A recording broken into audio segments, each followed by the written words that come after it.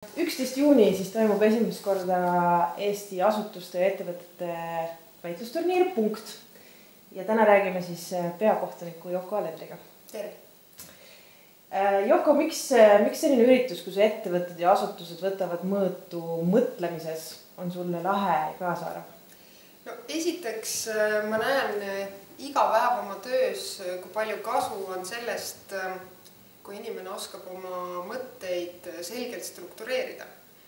Ma tunnen, et mul on isiklikult sellest kasu ja ma näen, kui meeldiv on pidada partneriga vestlust, kui tema mõtted on argumenteeritud.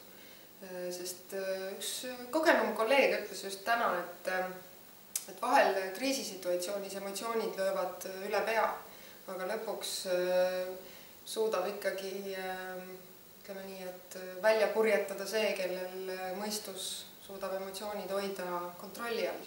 Ma arvan, et see on hästi oluline.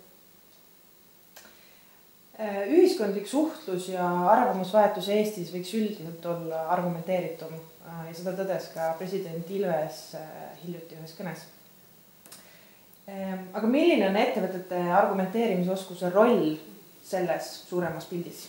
No, kui me tahame, et Eesti võtaks järgmise sammu, kui me tahame, et meie ettevõtted genereeriksid rohkem heaolu ehk siis nende tootlikkus oleks suurem, siis see eeldab tegelikult seda, et iga töötaja suudab ka selgelt mõelda ja oma mõtteid väljendada. Et iga ettevõte oskab küsida endalt, miks ma olen olemas, kelle jaoks ja suudab siis ka struktureeritult ja argumenteeritult seda sõnumit edasi kanda. Et kindlasti selline, ma ütleks, et see on nii mõtlemise kui enda mõtete väljendamise kunst tegelikult ja see on osa ühest küljest terviklikult toimivast inimesest, sest me kõik oleme ju karjas koos ja me peame omavahel suutma suhelda.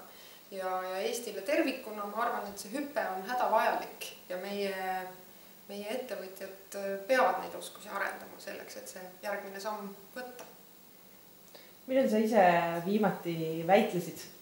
No terve tänase päeva olen ma väidelnud, julgeks ma öelda, sest ma ütleks, et poliitikuna tegelikult tuleb ju eriti osata oma seisukohti põhjendada ja ma näen ka sellist tohutut vastutust, et selline emotsioonide poliitika võib tunduda küll väga seksikas ja lahe ja populaarne, aga tegelikult ma arvan, et mida rohkem meil on inimesi, kes suudavad ikkagi teineteisega vesteldes rääkida sisust, selle teema juurde jääda, oma seisukohti põhjendada, seda enam on lootust, et meie riik areneb õiges suunas. Ja miks keegi üldse peaks tulema sinna turniirile ja panema ennast seal mõtlemises proovile?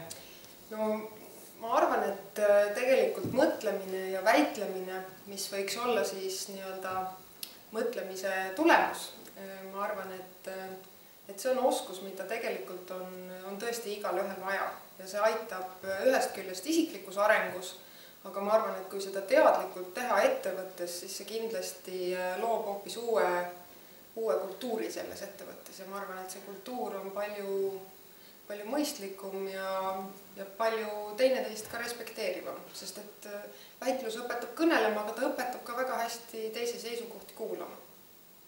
Nii et kohtume 11. juuni. Absoluutselt.